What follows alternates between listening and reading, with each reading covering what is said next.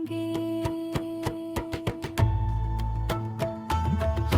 हर महादेव, जय जय गंगे माता, जय जय महादेव.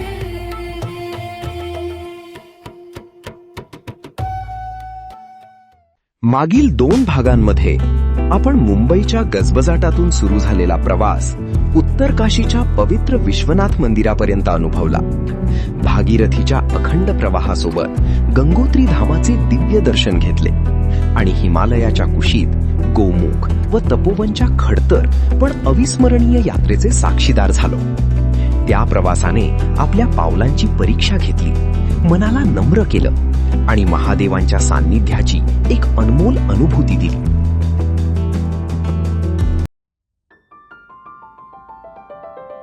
पण देवभूमीची ही कथा अजून अपूर्ण आहे, कारण आता आपल्याला घेऊन चालली आहे आणखी एका पवित्र धामाकडे, सूर्यकन्या पावन यमुना मातेच्या चरणी यमुनोत्रीच्या दिव्य यात्रेकडे. चला तर मग हिमालयाच्या या पवित्र वाटेवर पुन्हा एकदा श्रद्धा, साहस आणि निसर्गाच्या अद्भुत संगमाचा अनुभव घेण्यासाठी गंगोत्री ते यमुनोत्रीच्या नव्या प्रवासाला सुरुवात करूया. हर हर महादेव, जय गंगे माता, जय यमुना मैया.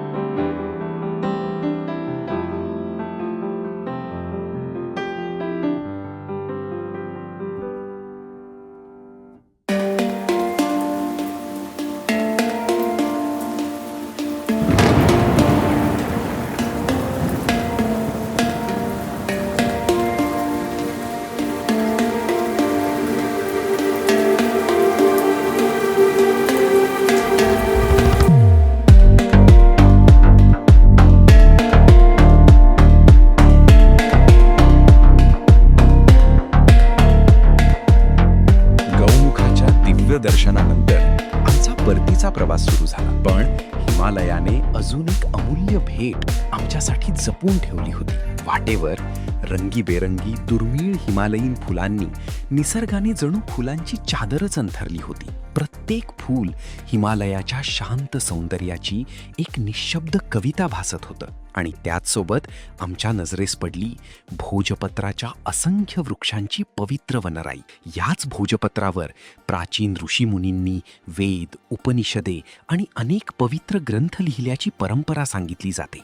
त्या वृक्षांच्या सान्निध्यातून चालताना असं वाटत होतं जणू इतिहास आणि निसर्ग दोघेही आमच्यासोबत प्रवास करत होते. त्या क्षणी आम्ही फक्त प्रवासी नव्हतो, तर हिमालयाच्या अनंत सौंदर्याचे भाग्यवान साक्षीदार होतो.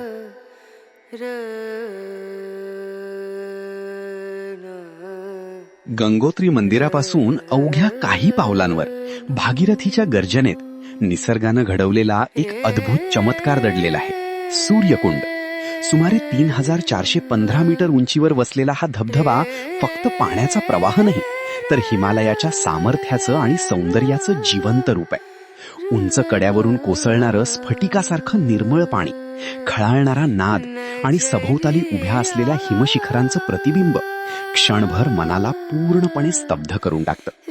स्थानिक श्रद्धेनुसार माता पार्वती सूर्यदेवाच्या पूजेपूर्वी याच पवित्र कुंडात स्नान करत असत आणि जेव्हा सूर्यकिरण धबधबाच्या तुषारांवर अलगद पडतात तेव्हा आकाशात उमटणारं इंद्रधनुष्य जणू निसर्गानेच या पवित्र स्थळावर दिव्य आशीर्वादाची उधळण केल्याचा भास निर्माण करतं. हर हर गंगे. भैरव घाटी हे भारताच्या उत्तराखंड राज्यातील उत्तरकाशी जिल्ह्यात स्थित एक अतिशय सुंदर आणि नयनरम्य ठिकाण आहे. जय श्री भैरवनाथ. ज्याप्रमाणे प्रत्येक घाटीचं एक रक्षक देवता असतो त्याप्रमाणे हे गंगोत्री घाटीचं पण हे भैरवनाथ हे रक्षक देवता आहेत. आणि आपण गंगोत्रीचं दर्शन घेतल्यानंतर अशी मान्यता आहे की येऊन एकदा भैरवनाथाचं दर्शन घेणं, कारण तो ह्याचा रक्षक आहे. त्याप्रमाणे आपण ठरल्याप्रमाणे भैरवनाथाचं दर्शन घेतलेलं आहे. ओम श्री काल भैरवनाथाय नमः. असे मानले जाते की भगवान शिवाने या जागेचे रक्षण करण्यासाठी भैरवनाथांची नियुक्ती केली होती. म्हणूनच हे ठिकाण भैरव घाटी म्हणून ओळखले जाते.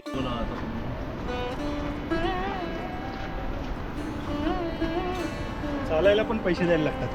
काय करायचं?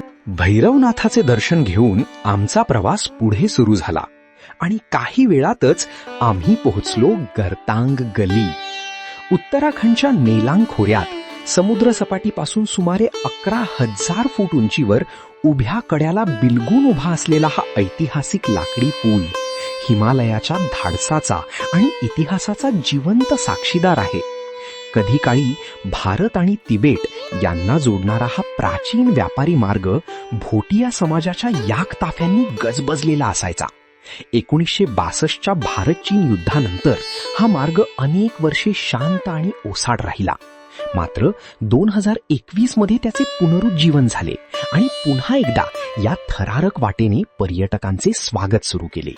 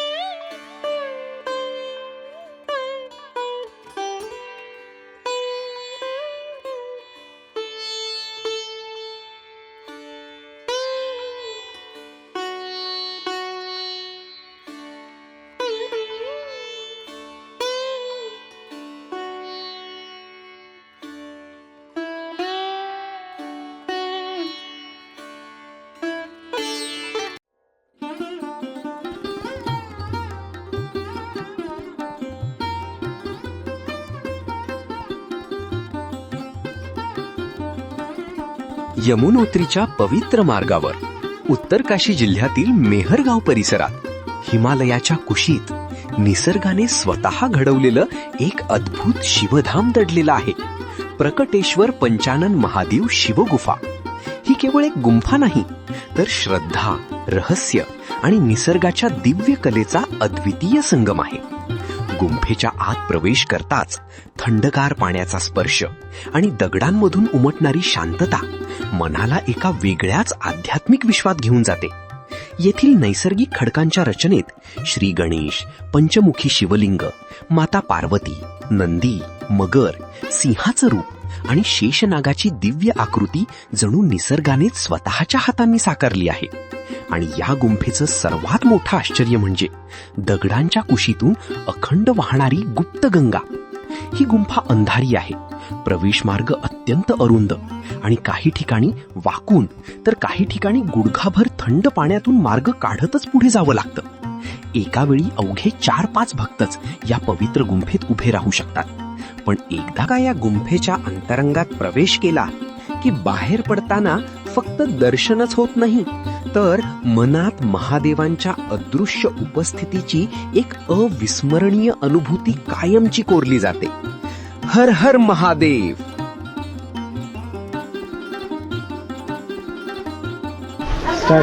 नमस्कार. आम्ही काल गंगोत्रीवरनं निघालो आणि रात्री उत्तरकाशीला थांबलो आणि आज सकाळी 8:15च्या सुमारास निघालो आहे यमुनोत्रीसाठी. तर आता आम्ही शिवगुफा नहरगाव इथे पोचलेलो आहोत. ही प्राचीन गुफा आहे आणि इकडनं साधारण 60 किलोमीटर यमुनोत्री आहे. तिकडेचा आमचा प्रवास चालू आहे. जय बोले. जय बोले.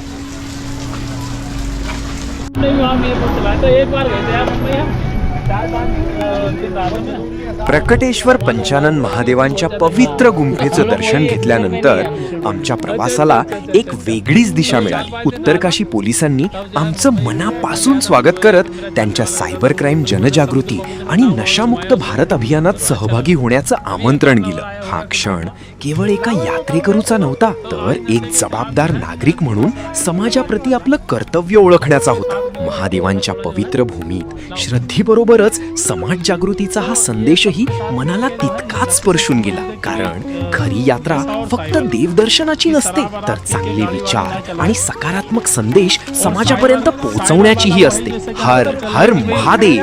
कोई अनचाही कॉल आई कि भाई हम ऐसा कर देंगे वैसा कर देंगे, तो पता चला उसका खाता खाली हो गया. लो भाई सबको दो. लो लो भैया इसको पढ़ लेना. थोड़ा मतलब जो हो तो बचने के उपाय हैं अपने जानने वालों को भी सबको देना. हाँ भैया. तो ये साइबर और नशा मुक्त भारत के संबंध में जो नशे के खिलाफ जो है अभियान है, सभी की शपथ रहती है, क्योंकि आने वाली पीढ़ी जो है कि वही नशे से बचे रहे. और आजकल साइबर का सबसे ज़्यादा चल रहा है. साइबर में जैसा हम लोग देखते हैं किसी की कॉल आई कि भाई अपना ये नंबर या किसी ने कोई लिंक भेजा, हमने वो क्लिक किया और पता चला थोड़ी देर बाद खाता खाली हो गया. तो काफ़ी चीज़ें आ रही हैं और पकड़े भी जा रहे हैं, लेकिन बहुत मामले हो भी रहे. तो बचने का तरीका वही है कि भाई अनचाही लिंक को क्लिक करना सबसे बढ़िया. जहाँ तक है सेफ्टी वही है, उसी से संबंधित है. तो सबको जो है अपना जहाँ भी जाएंगे बता देना. सबके सहयोग से जो जितना भी ज़्यादा प्रचार प्रसार होगा, मान लो हमने सबको किया और 10-10, 5-5 आदमी को भी समझाया, 2-3 भी 50% भी सुधार आया, तो फिर बाकी आने वाले टाइम में आता है. तो सर ये मान के चलो पहल हमें करनी है, बस ये छोटी सी बात. ठीक है, लो यार ये भी ले लो. गर्तांगलीचा थरार आणि इतिहास मनात साठवत आमचा प्रवास पुढे यमुनोत्रीच्या दिशेने सुरू झाला. हिमालयाच्या वळणावळणाच्या रस्त्यांतून प्रवास करत असताना आमच्या चालकाने एक क्षण थांबायला सांगितलं. समोर होता मंदाकिनी धबधबा. शुभ्र फेसाळ पाण्याचा हा मनमोहक धबधबा हिमालयाच्या कुशीत जणू निसर्गाने रेखाटलेलं एक सुंदर चित्रच. राज कपूर यांच्या अजरामर राम तेरी गंगा मैली चित्रपटामुळे या धबधब्याला एक वेगळीच ओळख मिळाली आणि आजही या ठिकाणी येणारा प्रत्येक प्रवासी या निसर्ग सौंदर्याचा क्षणभर तरी आस्वाद घेतल्याशिवाय पुढे जात नाही. आम्हीही त्या अविस्मरणीय दृश्याला मनात आणि कॅमेऱ्यात कायमचं जतन केलं आणि पुन्हा यमुनोत्रीच्या पवित्र प्रवासाला मार्गस्थ झालो.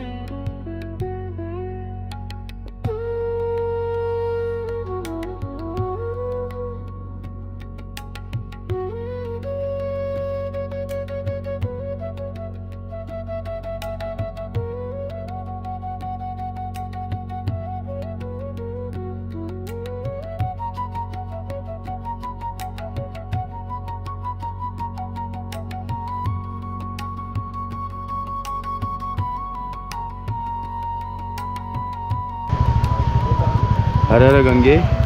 आपण आता सर्व दर्शन करून आता आपण यमुनोत्री धामला दर्शन करण्याकरता आलो आहे आणि खूप सुंदर वातावरण आहे. तुम्हाला सुरेश दाखवेल मागे.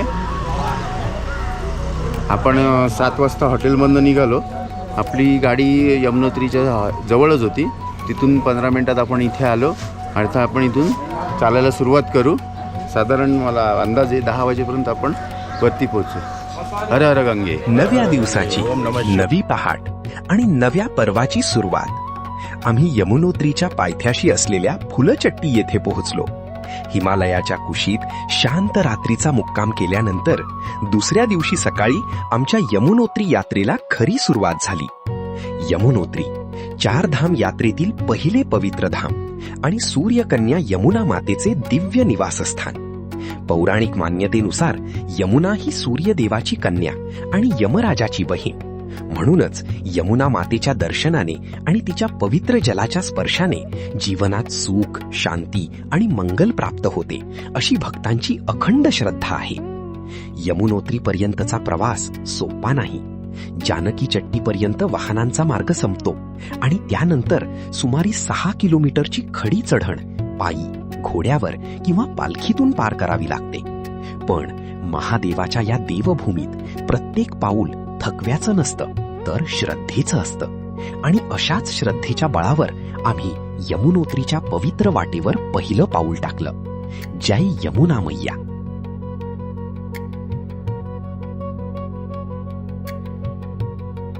यमुना मातेच्या पवित्र दर्शनाने आमची ही यात्रा आणखी एका दिव्य अनुभवाने समृद्ध झाली. पण देवभूमीची ही कहाणी अजून संपलेली नाही. आता आमचा प्रवास वळणार आहे हरिद्वारच्या पवित्र भूमीकडे आणि या परतीच्या वाटेवर आपण भेट देणार आहोत महाभारताच्या इतिहासाशी जोडलेल्या पांडवकालीन लाक्षागृहाला. इतिहास, पौराणिक कथा आणि हिमालयातील आणखी काही अनोखे अनुभव आपली वाट पाहत आहेत. म्हणून आमच्या या यात्रेत शेवटपर्यंत सोबत राहा. पुढील भाग नक्की पहा. तोपर्यंत हर हर महादेव. जय गंगे माता. जय यमुना मैया.